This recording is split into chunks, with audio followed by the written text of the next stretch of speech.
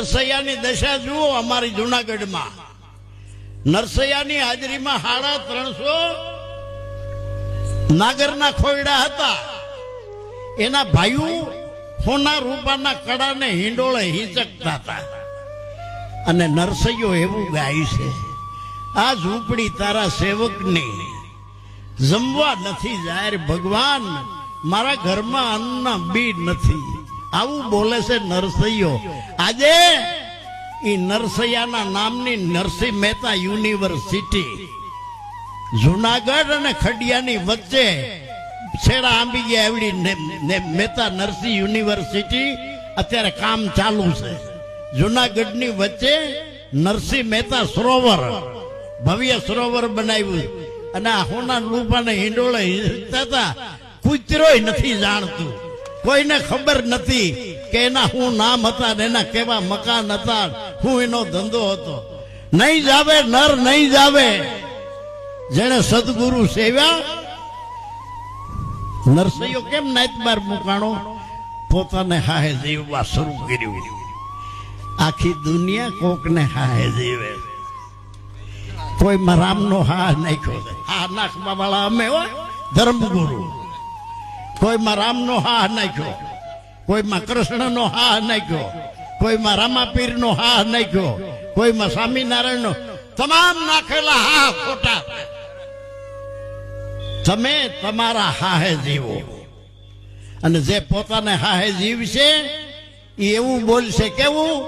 અહમ બ્રહ્માસ્મી, અહમ બ્રહ્માસ્મી, હું બ્રહ્મ છું. જ્યાં લગી કોકના નાખેલ હાહે જીવો છો ત્યાં લગી તમે ગુલામ છો, ત્યાં લગી તમે સ્વતંત્ર નથી. રામ આપણા દુશ્મન નથી, કૃષ્ણ આપણા દુશ્મન, કોઈ ભગવાન આપણો દુશ્મન નથી. એને કીધું છે સમજ્યા નથી. બસ એને હરે રામ હરે કૃષ્ણ હરે રામ હરે કૃષ્ણ કરતા જાય, દૂધમાં પાણી ધબેડતા જાય. હરે રામ હરે કૃષ્ણ કરતા જાય, ઘીમાં વેજીટેબલ ઠોકતા જાય. હરે રામ હરે કૃષ્ણ કરતા જાય, ચણાના લોટમાં મકાઈનો લોટ નાખતા જાય. હરે રામ હરે કૃષ્ણ કરતા જાય, મરચાના ભૂકામાં લાકડાનો વેર ઠોકતા જાય. હરે રામ હરે કૃષ્ણ કરતા જાય. ગોળની ચાહણી ઉતરે એમાં ધોળી ધૂળ, પીળી ધૂળ ધબેડતા જાય. હરે રામ હરે કૃષ્ણ કરતા જાય. આટલું કરતા નો ધરાણા. લાખો ડબ્બા ચરબી ખવડાવી દીધી ઘીનું નામ લઈ. ઘીને નામે વાહ વાહ, જે ખાતા હતા એના ઘરમાં ક્યાંય ગંધ નથી. અને આ ધબેડી ગયા વાહ, લાખો ડબ્બા ચરબી ખાઈ ગયા. હરે રામ હરે કૃષ્ણ. જોયું છે અત્યારે આગળના રાખ હારા હતા અટાણ કરતા. આગળના કોઈ રાખ હે 3 વર્ષની દીકરી માથે બળાત્કાર નથી કર્યો. આગળના બધા જેટલા રાક્ષસો જોઈ લેજો, એના જીવનમાં 3 વર્ષની દીકરીઓ માથે બળાત્કાર નથી કર્યો. અને અટાણના રાખ કરે છે. આગળનો રાખ નજરે જોઈ તો ખબર પડી જાય કે આ રાક્ષસ છે. અટાણના આધુનિક રાક્ષસો તમારે પાસે બેઠા હોય ને તો તમને ખબર ન પડે કે આ રાક્ષસ છે. આવો સમય કેમ આવ્યો? અખો કે બદલે નહીં પરંપરા કે પ્રથા, અખો જ્યાં સુધી વાંચે મળદાવની કથા. જ્યાં લગી પરંપરા ને પ્રથા, જ્યાં લગી કોકને હાહે જીવશે ત્યાં લગી કોઈ દિવસ આપણા ભીતરમાં પરિવર્તન નહીં આવે. કોકના નાખેલ હા ને અને કોકના નાખેલ હા કોણ કાઢે?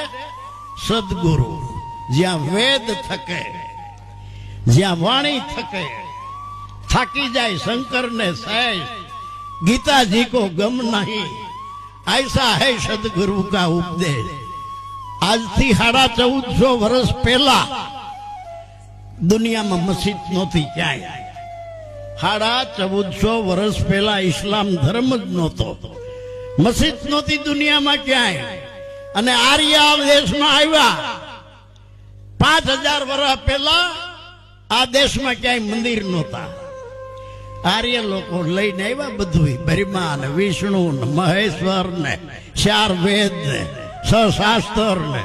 આ કોણ લાવ્યા? આ રહ્યું. જ્યારે આ દેશમાં મંદિર નહોતા, જ્યારે આ દેશમાં મસ્જિદ નહોતી, જ્યારે આ દેશમાં બ્રહ્મા વિષ્ણુ મૈસર નહોતા, પંડિતો નહોતા, તેથી આ દેશને સોનેજી ચીડિયા કહેતા હતા.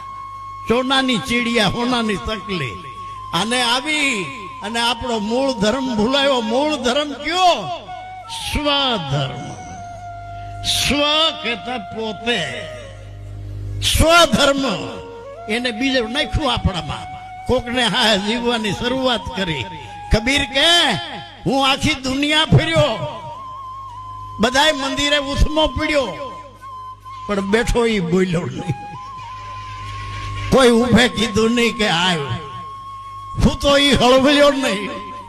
કબીર હું કોને લાગુ પાય? એક ડોહી 100 વર્ષની હોય ને ઝૂંપડીમાં, ન્યા જઈને ઉભા રહ્યો કે બેટા પાણી પીવું છે તારે? તેરો થયો છે તો ડોહી જેટલી એના મહેમત નથી. બેઠો એ બોલ્યો નહીં, ઉભે કીધું નહીં આવ, સોયા સો જાગે નહીં. કબીર મેં કિસી को लागू पाए. कबीर कैसे? आ चलता देवल पूज्य, क्या बैठे से काम. मानव धर्म, मानव सेवा, प्रभु सेवा. मानस ने तो नीच गण्या, एना हामी अबड़सेट राखी. ओलाનું ઘરનું અનાજ નો ખવાય, ઓલાના ઘરનું પાણી નો પીવાય, જળ બુદ્ધિમાં વળગાડી દીધા. આવા ઠઠારામાં અખો કે મારી જિંદગીના 53 વર્ષ બગડ્યા. તિલક કરતા 53 ગયા. પૂજા કરવામાં અરીસામાં જોઈને ખૂબ ખૂબ મેકઅપ કરે. અરે ભક્તિ કરવામાં વેરાગ હોય, વેરાગ. મંદિરે દર્શન કરવા જવું હોય તો અગાઉ હણગાર 1 કલાક.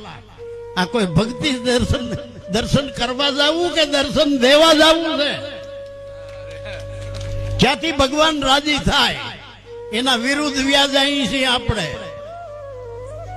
તિલક કરતા 53 ગયા, જપ માળાના નાકા ગયા, કથા સાંભળી સાંભળીને ફૂટી ગયા કાન.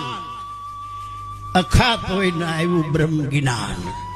તીર્થ ફરી ફરી થાક્યા ચરણ, તોય ન પહોંચ્યા હરીને ચરણ. એક મૂર્ખને એવી ટેવ, પથ્થર એટલા પૂજે દેવ. જળ ભાળીને કરે સ્નાન, તુલસી દેખી તોડે પાન. અખા આ તો બહુ ઉત્પાત અને ઘણા પરમેશ્વર આખ્યાની વાત.